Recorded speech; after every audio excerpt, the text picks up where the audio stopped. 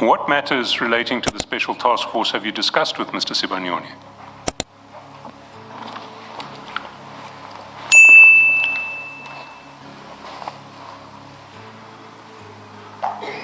Okay. Most of the time, when Mr. Sibanyoni would travel, especially to KZN, he would send a message that I'm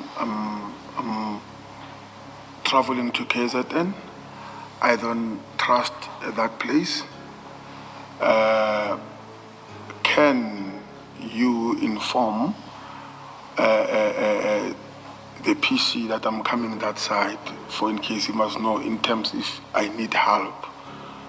You know, the taxi industry, how does it goes? I will be help quickly.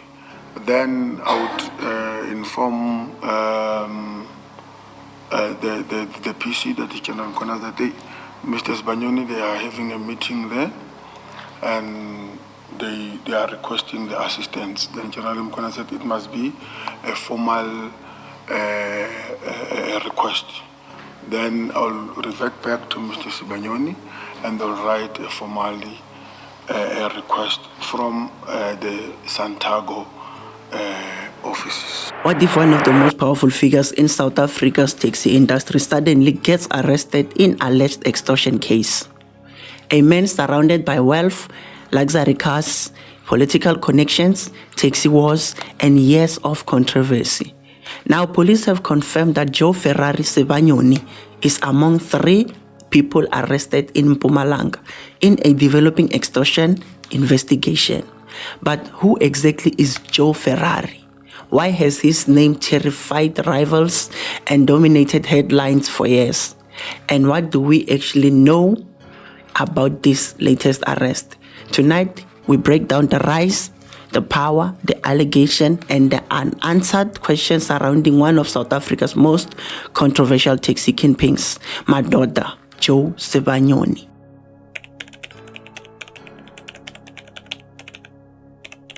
For many South Africans, especially in Gauteng and in Mpumalanga, the name Joe Ferrari carries serious weight. His real name is Madoda Joe Sibanyoni, but the nickname Ferrari comes from his flashy lifestyle and love for expensive luxury vehicles, especially Ferraris. According to reports, Sibanyoni started out as a taxi driver in Kwaggafontein during 1980s. Over the years, he allegedly transformed himself from an ordinary taxi operator into one of the most powerful businessmen in the transport industry. His empire reportedly expanded into taxi operations, long-distance transport, trucking, construction, mining, property, IT businesses. Some reports claim he owns hundreds of taxis and controls major transport interests across parts of Mpumalanga and Gauteng. And with that growth came influence. In South Africa, the taxi industry is not just about transport. It's about power, money, territory, political influence, and in some cases, violence. That's why names linked to the taxi industry often appear in major criminal investigations and political discussions. And Joe Ferrari's name has surfaced again and again.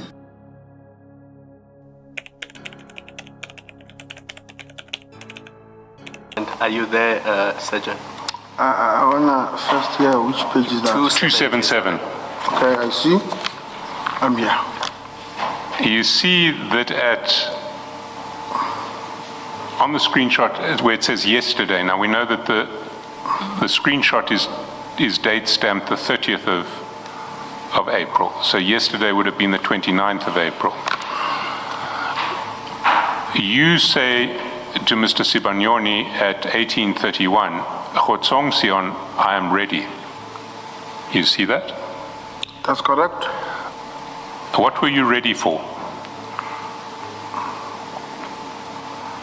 I don't remember.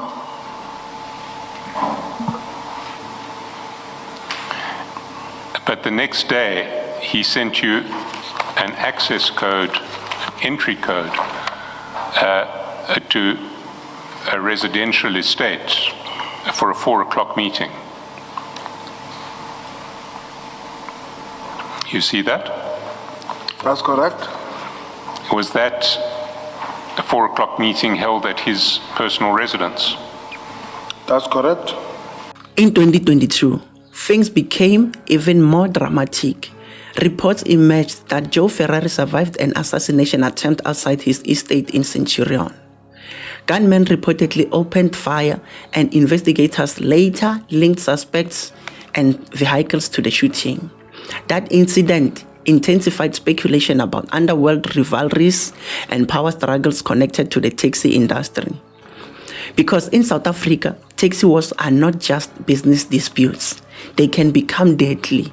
Over the years, multiple taxi bosses, association leaders, and operators across the country have been assassinated. Entire routes have allegedly become battleground for control and profit.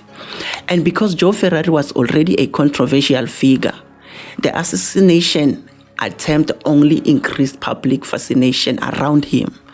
To supporters, he was a successful businessman being targeted. The critics, he represented the dangerous overlap between wealth, power, and alleged criminal influence inside the taxi industry. You're aware of the allegation that Mr. Matlala had tried to kill Mr. Sibanyoni? That's correct. And did Mr. Matlala and Mr. Sibanyoni ever make peace after that? I don't know. But you were in communication with both of them. Yes. Can I take you to the top of page 1032? Yes. At 2:14 in the morning, and this is a forwarded message. Yes. You forward to Mr. Sibanyoni a message saying, "Sure, STF have arrived at the address awaiting results."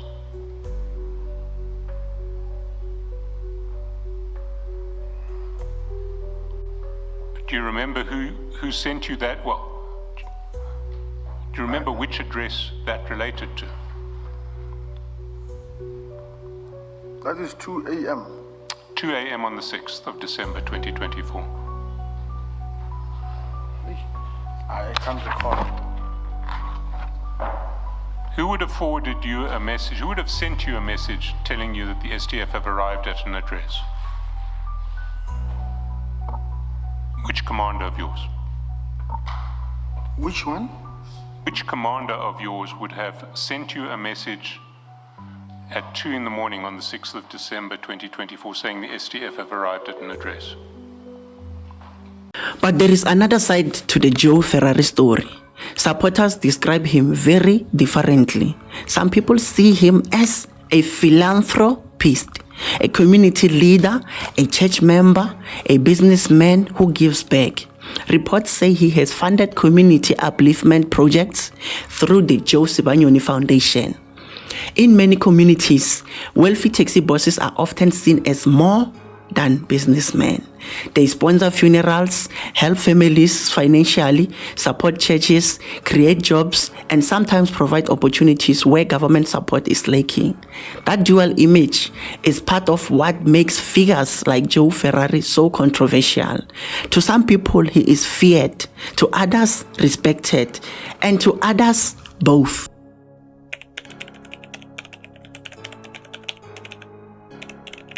Now to the breaking news.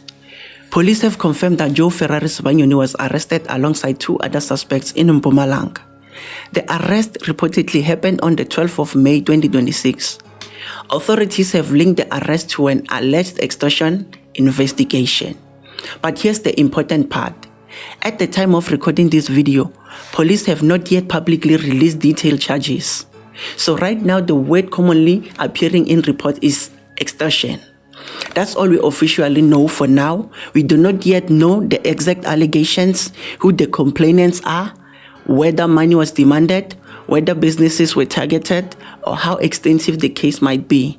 Reports say the investigation began in 2025 and has now resulted in this arrest.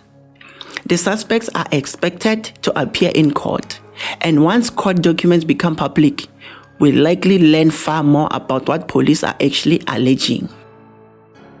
We know that he has been implicated at the Mpumalanga Commission on numerous issues, particularly being named as, inverted commas, JS, as being said there's a contact by Mr. Sergeant Fani, and of course he was interacting with him as well in relation to matters of SAPS and other business-related issues. But we further started making calls regarding just how extensive this complaint is, and we can of course confirm, as having spoken with our sources, that this relates to a case opened in November in 2025 by a businessman who is widely known and very active within the mining industry.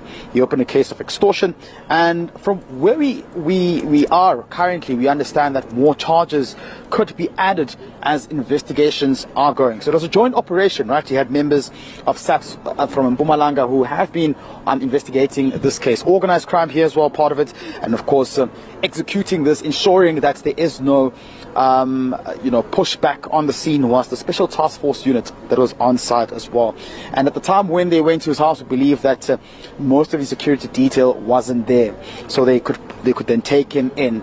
And from what we're gathering, this information we're gathering, is that 3 people have been arrested and 1 more is of course being wanted for this particular case as well. So how you feeling? How you feeling? No, I'm feeling alright.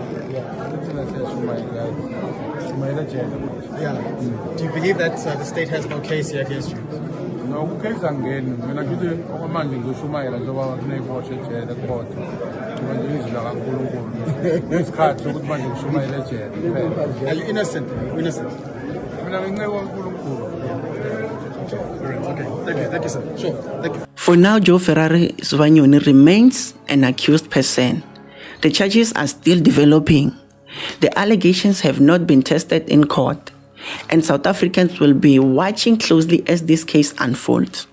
But one thing is certain: when one of the country's most feared and influential taxi figures gets arrested, the entire nation pays attention.